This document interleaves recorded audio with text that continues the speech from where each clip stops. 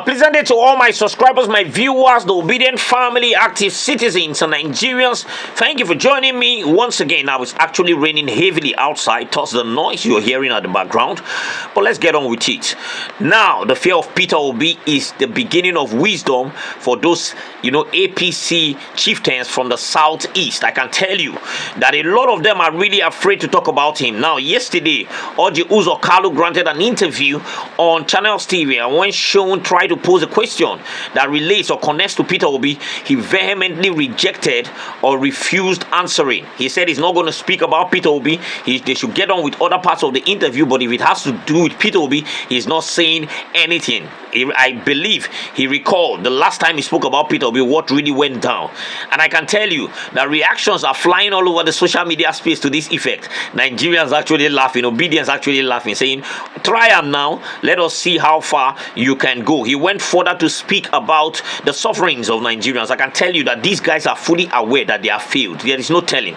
They just try to come up and defend themselves by any means possible. And the more you try to even defend yourself in this government, the more you become foolish in the eyes of Nigerians. The more you actually just become, I don't even know how to look at them. And the thing is, it is very difficult to defend. A failed government is very difficult. So they will be rigmaroling, without saying anything. They will say a lot but say nothing at the end of the day. And that is what is happening. I'm going to be showing you that video and you're going to be seeing what is actually happening. But I can tell you that Nigerians are tired and they are standing toe to toe with anybody that is actually trying to oppress them. Be it military guys, be it whoever there is. Yesterday a protest broke out and then the military were trying to stop the people from protesting and they stood toe to toe with them. And they said, we are not going nowhere. Shoot if you want to shoot. And while that is actually going on, the soldier, the self-acclaimed, let me put it like that, soldier that actually came out to expose, that I made a video yesterday about, that exposed, some of the senior soldiers in the military that are, connected one way or the other to these Fulani headsmen, have come out to break open some more expose. I can tell you that this guy is speaking without fear of anybody. And he believes that, yes, at the end of the day, you can actually kill me and all that, but I will speak my truth. And that is what he's actually saying. I'm going to be showing you that video so that you can actually watch, while the protest owner will join it with that of, Orji Uzor Kalu's interview so that you can see. But let me quickly show you what the soldier is actually saying right now. And when I come back, we can actually continue with this video. Please watch. Another bargain and successful trading of a soldiers has happened again in Maiduguri, Mante local government of Borno State. They have traded the life of soldiers again in 153 Task Force Battalion in Mante local government army base. I must talk. I talk, I go, and I did not talk, I go. The Nigerian Army commanding officers are the problem we are having in this country. The insecurity issue we are talking about was because by the commanding officers.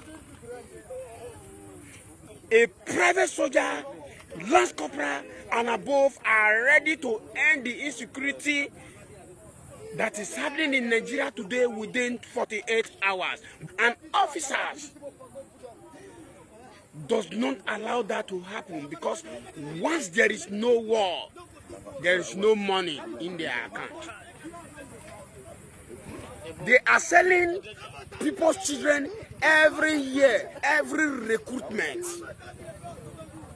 How many soldiers have ended their life all in the name of saving the country for just only this month? You will not confirm it. What did they pay me? If they kill soldier, they don't agree confirm them. They don't agree post them. But if they kill one just officers, you go see them for army updates. Soldiers, when they kill for this incident, you cannot see their face on any army update, on any headquarters social media. But if now officers they kill, one officer they kill, the face for them they show for all the whole platforms. But if now soldiers they kill, you can never see the face of a soldier in any social media. Chief of Army Staff, what be your plan? Chief of Defense Staff, what be your plan to soldier? You, when you call yourself Chief Policy and Plan, Major General Bagudu, what be your plan? Time never reach for una to leave soldier alone. Time never reach for una to start to dey sell soldier every day in that Maiduguri and other states in Nigeria. Selling of soldier is now a business to officers. Taking of soldier life does not mean anything again in the eyes of officers. They will be happy now that a Boko Haram have attacked and the life of soldier is gone, that the federal government is going to launch a location to repair that military base or soldier base. And they will repair nonsense. They will put the remaining money on their pocket. Who is going to repair? Who is going to do the maintenance on that army base? It's still the same soldier they are going to carry to repair that base.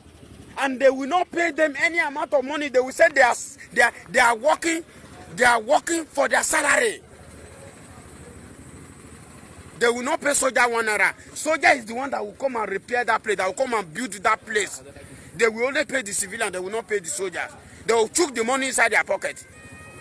That is where they are. The reason why the fight in Maiduguri can never finish is because of the generals. You are among Major General E. Abubakar, you there among. Chief of Defense Staff, you there among. T.J. Musa. Chief of Army Staff, you there among the problem that is happening in that Nigerian army as a whole. All the whole commanding officers. Now, trade by battle, now they do. Now you've seen it, right? Absolute truth. Absolute truth. I can tell you that the indices are clear. The actions of these people are giving, doubts about what is actually going on. I said this and I will always say it. The insecurity that we are experiencing in this country, if the government really wants to deal with it, they know how to deal with it. They will deal with it. They have a clear way of dealing with it. If they want it to stop today, they can stop it. Abacha once said, if insurgents last more than 24 hours, the hands of the government are involved in it. That was what he said. And I can tell you that when you look at that statement and look at what is really happening right now, you can actually say, yes, this is the truth there is. Because clearly, the antics of the government doesn't show that they are actually trying to stop this. Every time you are coming up to say, oh, we are fighting them with all we have. We are fighting them now. You can see him exposing that there are deliberate efforts to make sure it doesn't stop because most of these people are cashing out from it. Now, I've said this before. I said it's a huge business. And I can tell you that there are people in high places that are cashing out from it. I might not know them, but there are people that are actually gaining from this insecurity. And until they start fishing out these people and messing them up, insecurity cannot stop. How can you give a terrorist, I call it amnesty, because as far as I'm concerned, you go and rehabilitate them, reintegrate them into the society. A terrorist, somebody that have killed people. Soldiers are dying on a daily basis now. They know they talk again. It has become like a normal, it has become like a cliche, a normal thing where soldiers are being killed. Nobody is saying anything. They went back, even their face itself, they know they put on for their this thing. But at the end of the day, the same people that have killed and this have done despicable things will now come out and say, oh, we are tired of killing, we have dropped our gun, we need to be rehabilitated. The government will carry them and go and rehabilitate them and reintegrate them into the society. What kind of madness is that? And you are saying you want to deal with insecurity. How do you deal with insecurity? With actually robbing the back of a terrorist, treating him nice, making him enjoy, making him feel good. And you say you want to deal with insecurity. Is that the way of dealing with insecurity? The insecurity cannot go until those that are sponsoring it are fished out, and then government take drastic measures to clear these people, because they're supposed to clear them. All this while they say amnesty, that is rubbish. Now let me dive you into the other story of the protest and then Ojuzo Kalu's interview and the reactions that Nigerians are giving to this, and when I come back we'll wrap this up. Now you can actually see it, right? It is clear now that the people are no longer afraid of these guys. They are standing their ground and not in any way scared. They are standing their ground, and you can see the whole attack on them. You can see how the soldiers and the policemen, all of them gathered and all that, and the people are telling them you cannot intimidate us. In fact, one of the soldiers tried to engage with the other guy refused. You can see the soldier have gone back. You know, these guys are resolved that there is no way you can actually, you know, treat them bad.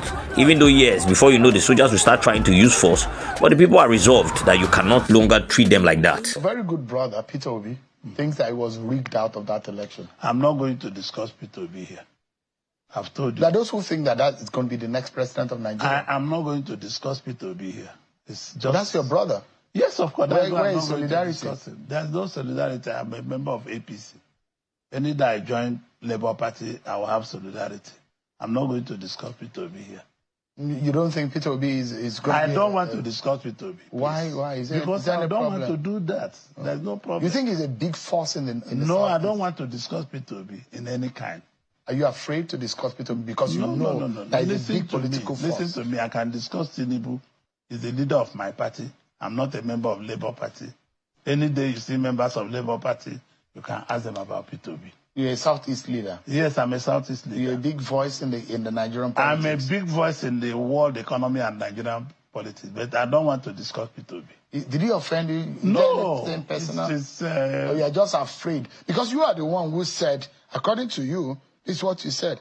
You said that your party, APC, not afraid of opposition coalition. Well, so why are you afraid to talk about Peter Obi? No, because I don't want to discuss him. I mean, what about where? Let me tell you. Is that what you're saying? Listen to me. I will explain to you. The macro side is coming, but the other downside are not coming very well. Nigerians in the lower area are still suffering. They have not started having the benefit of the changes President Tinubu is doing. The changes are trickling down. It's going to take another 1-2 years for the changes to come. And what is causing this? Because the insurgencies and the problems all over Nigeria are still making people not going to the farm. That some people working with President Tinubu should be relieved of their duties. Some of them should go. In the security sector? Both security, both ministers, some of them should go. Now, a few number of Nigerians reacted, a good number of Nigerians reacted to Odious Okalu's refusal to speak on Peter Obi. And then this is what some of them that I had to put up had to say. I don't want to put much. Fab tweeted, he said, he's working freely in Abia State courtesy of Oti's kind gesture. Ask Rochas and his in-law, Nwosu, waiting them use IC for Hope hand. That's Hope Uzodima's hand. He better respect himself because he knows that Oti got where he was because of obedience political tsunami. If he enter Obi, Oti will put him where he belongs. This is the belief of Fab. Let's take some more reactions. Stanley tweeted, he said, Shehu just detention demand. Another ex-user tweeted, he said, he cannot forget in a hurry what happened to him the last time he tried to shade Peter Obi. Another ex-user tweeted, he said, his mental health comes first. And honestly, I don't blame him. Imagine having the federal government breathing down your neck over countless corruption cases and then adding obedience to the mix. That's not pressure. That is a death wish. And then the cry emoji. Let me just add this one. Another ex-user tweeted, he said, the fear of Obi is the beginning of wisdom amongst politicians. Now you can actually see, these are just a few reactions out of the numerous reactions online. And the laughter and the mockery. And, you know, the whole thing is just very funny. Let's get back to the video. Now, you've seen it, right? All of them are fully aware of the influence of Peter Obi in the Southeast, in Nigeria generally. So most of them don't want to, when it comes to him, they don't want to comment. They're quiet. They're quiet. He was the mediocre that wore that Tinubu's dress of 2027 and went to the house and came out and was saying rubbish. I have said this. This man is gone. And it's quite unfortunate that these are the people that are actually, you know, holding sensitive positions in the Southeast. Until we, the Southeasterners, deliberately start looking for how to get rid of people that are not actually, you know, that are not there to better the life of the people and the Southeast in general. Until we start removing them from places of power and looking for people that have the heart for the people, and then the southeast, we will just keep having problems there. The biggest problem of the southeast is leadership. Take it or leave it, is just the way it is. The biggest problem is leadership, because we have people that are actually in power that don't have any form, that are not patriotic, that don't have any form of patriotism, or don't have any sense of, feeling for what is actually happening in the southeast. Their own is about themselves, their families, and their cronies. So once they can actually satisfy these people and continue fueling their ambitions, they don't care. If we like, let us play, let us be relegated or marginalized. They don't care. As far as they are enjoying the razzmatazz of what it is to be in the position of power, enjoying all the money that comes with it, they don't care. And that is why we'll keep having, underdevelopment in the southeast. Because the people that are in power are not conscious enough. They don't get that pride. I don't know what to call them. They don't get that, what do they used to call that thing? They don't have it. So at the end of the day, they are not even in any way pushing for the southeast to get better. They don't care what happens in the southeast. Whatever happens in the southeast, that one now a problem. And then a Peter Obi came up. A Peter Obi that is a politician that does not have no staying. Initially, some of them were singing praises like to God for actually escaping the tsunami that Peter Obi came with. And they were able to retain their own, positions. Like Senator Abaribe and the likes. And then the people of Abia, after that, warning Ozzy Uzokalo, be very careful, we'll know what to do with you. Now you can see the reaction. He's running a tasketa. I don't want to talk about Peter Obi.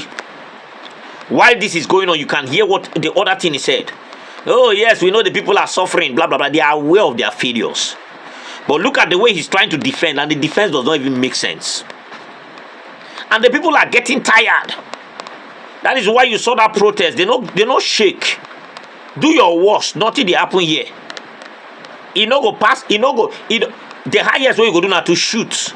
They were willing to die, because the point is, at a point in time when the people gets to a point where there is it's like you are dead already, so you just say, okay, let us just go and die it. And that is what is actually happening right now in Nigeria. The elites, political elites that have failed the people, are trying to convince the people that yes, we are actually working towards a goal and there is improvement. The people are faced with the daily realities of survival and the pain of actually surviving the hardship that is thrown at them. And that is what is happening. Nothing more, nothing less. Let me drop this here, please. Drop your comments in the comment section. Really love to hear from you. Subscribe to this channel if you haven't. Turn on the notification bell so that whenever I drop a video, you'll be the first to be notified. Thank you for watching this video. Have a blessed remaining part of your day. I'll see you next time.